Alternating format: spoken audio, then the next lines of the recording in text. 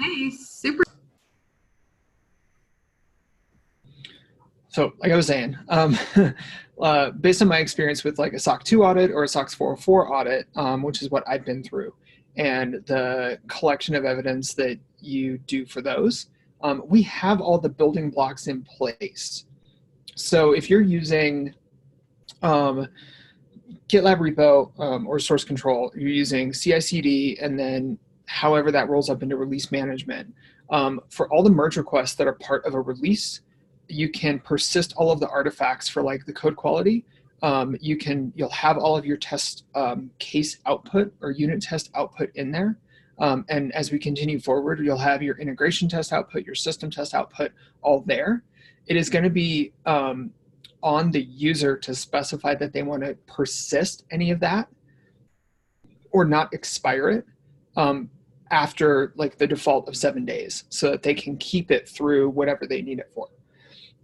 Okay. So those artifacts are there. So there might be something interesting around, hey, for all the merge requests in this release, like we know that these 5 merge requests all made up this package that's sitting um, in like the Docker registry or whatever Right. that we're going to deploy. And we know where it's deployed to. You can bundle up all of the artifacts that were in the last pipeline for those merge requests because that's what actually got merged. Right. And then you could package it up as some sort of release artifact or release evidence artifact potentially. So there's artifact APIs, I believe, that allow you to do that pretty simply. And if not, it's something that we could probably create. Okay. So I like where you're headed with that, and it's very, very similar to exactly what the users that I've talked to were expecting and wanting out of release evidence. Yeah. So today, release evidence is a link under the assets in a release, and it's a JSON file with the commit SHA next to it to show that the evidence hasn't been tampered with.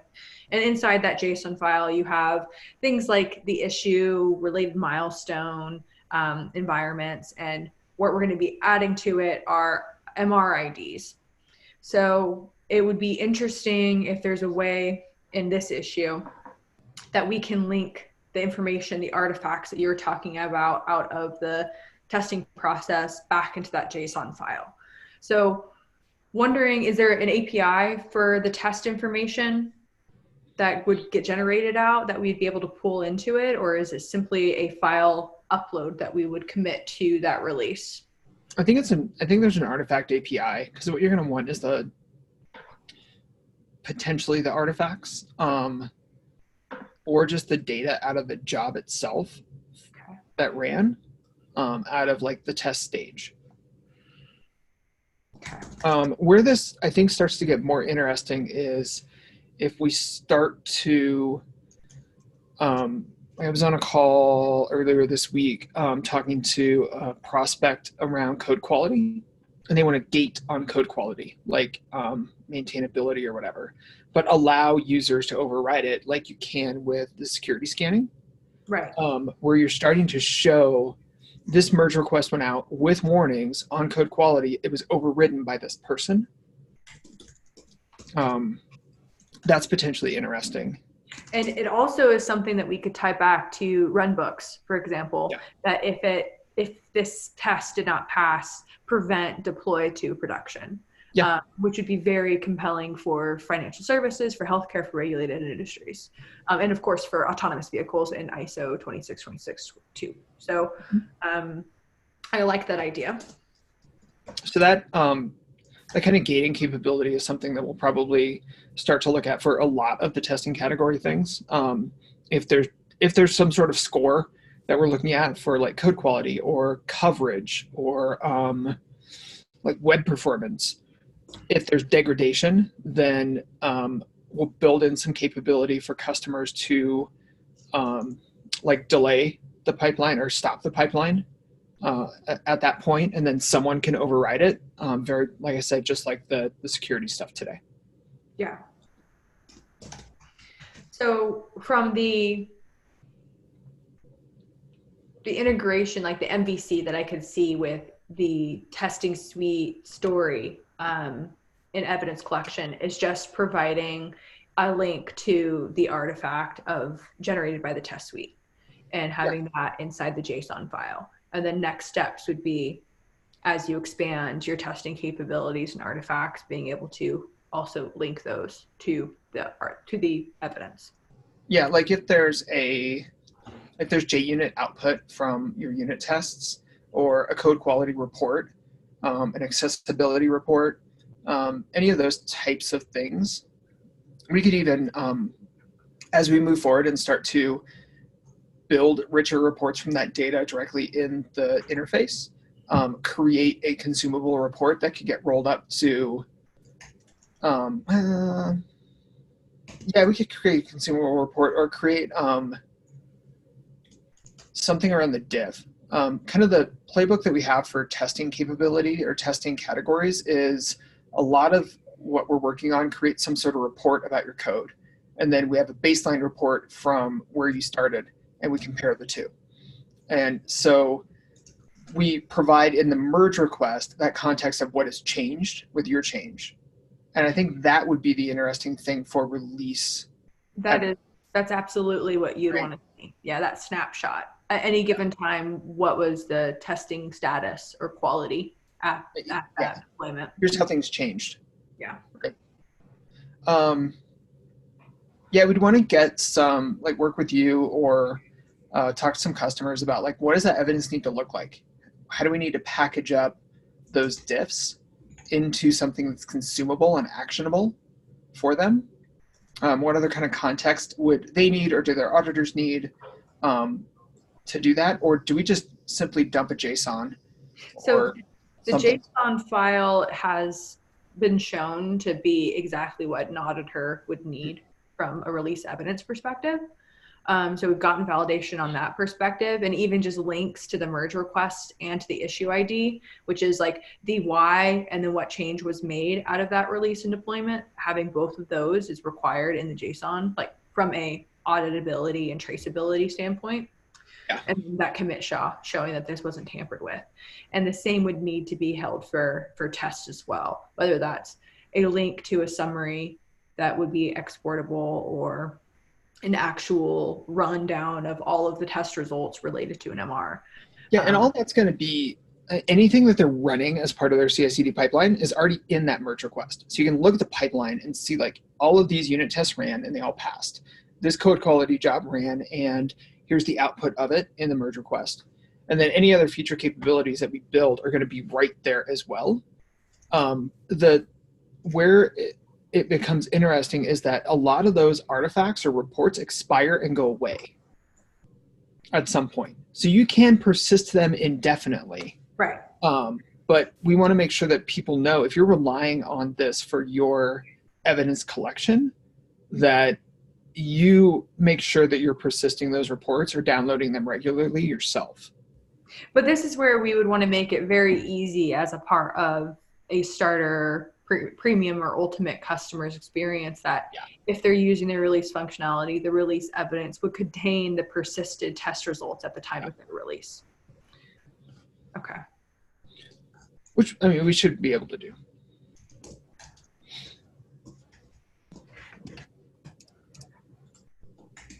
Okay. The other questions that have been raised to me in context to release evidence and testing is being able to support file uploads of external testing providers. So something like SonarQube or other testing suites.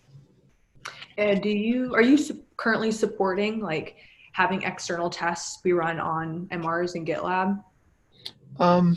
You can, for code quality, as long as you're following the code climate spec, you can upload your own and we'll display it. You can run pretty much whatever unit tests you want, and if it's in a JUnit format, we'll consume it. So what I would want to investigate then on the release evidence side is for MRs that have the code climate spec on it and where testing is consuming an external test, that we persist that information in the release evidence. Mm-hmm. There's ways to integrate SonarQube into the GitLab CI, Okay. but that kind of falls outside of the realm of the test stuff. You would just run it as another job. Okay. And then it becomes, there's an artifact that you would want to persist again related to that.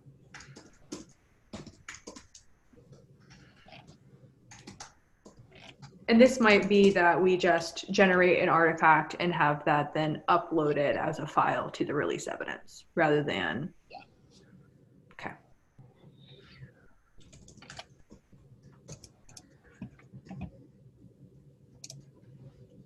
Yeah, like back in October, SonarQube added GitLab integration. Okay.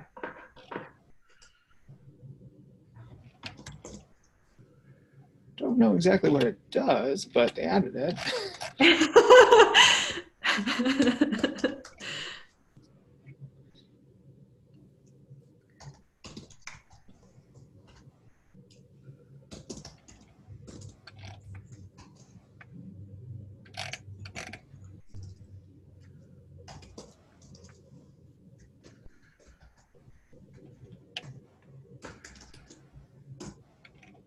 Yeah, it looks like most of that is like you can use the SonarQube tool against merge requests and like look at them for bugs and code coverage and code quality issues. But it looks like all of the data then lives on the SonarQube side. Here's that page on that. Awesome. I'll link this in this issue here for people to, once they get to research.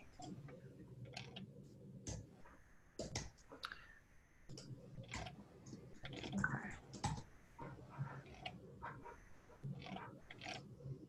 And then for testing data and people being able to access those testing results, is it inherited by project permissions or is there a different permission model or scheme?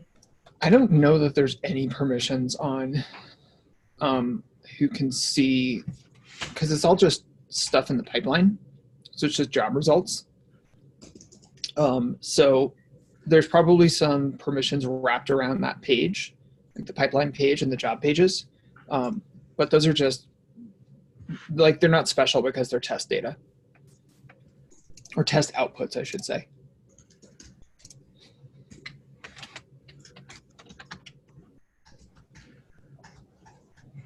If we ever have testing on a confidential issue, anybody could probably access the test data, but not the confidential issue.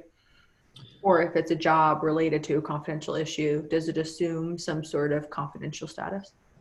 I don't know how, if you have a confidential issue and a merge request related to it, how that works, like who can see it.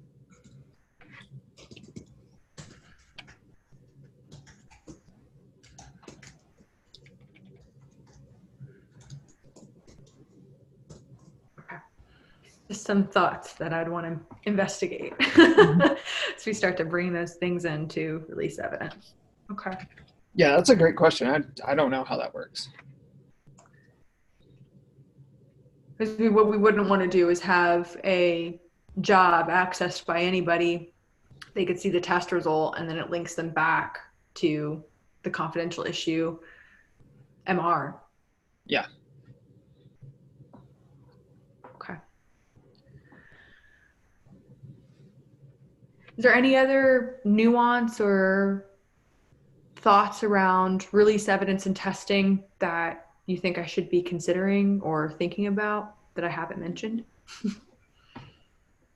At some point, like, we're starting to think about test case management of how you actually manage test cases within the tool, and not just feed unit tests in. That'll be a consideration of like how much of the test cases have ran for this suite. We're trying to balance like how many test cases you want to run and all of your coverage with you want changes to go live quickly to shorten that feedback loop, right?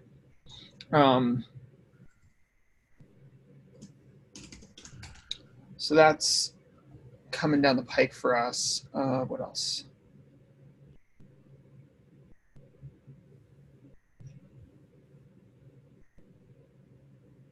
Can't think of anything else. I mean, really the building blocks are there. It's not super smooth.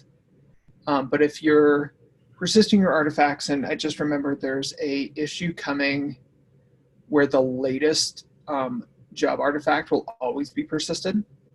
Oh, so cool. for things like code quality, we can always compare if you're only making changes to your master branch like once every 6 months. Okay. I think that just got moved out to 12.9. It's been kind of kicked down the road a couple times. But that'll make it a little bit easier for things like code quality, where you get that data and whatever else spits out a job artifact. Okay, perfect. Yeah, it's everything I think of.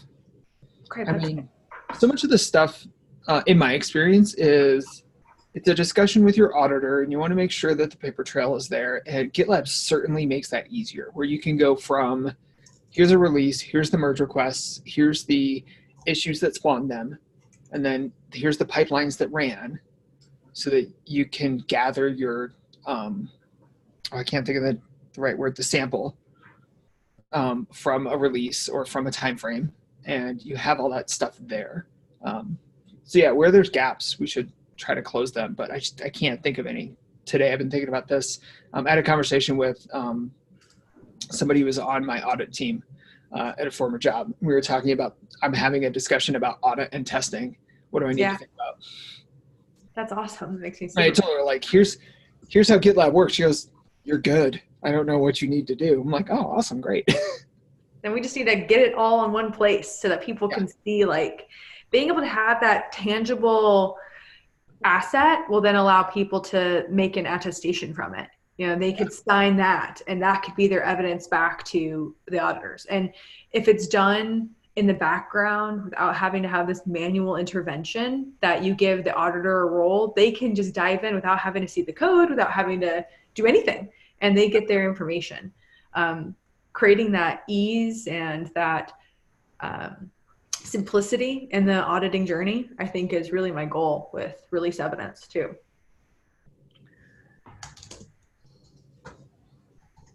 Okay, so I'm going to ping you on this issue just so that you can once over the notes that I took on it.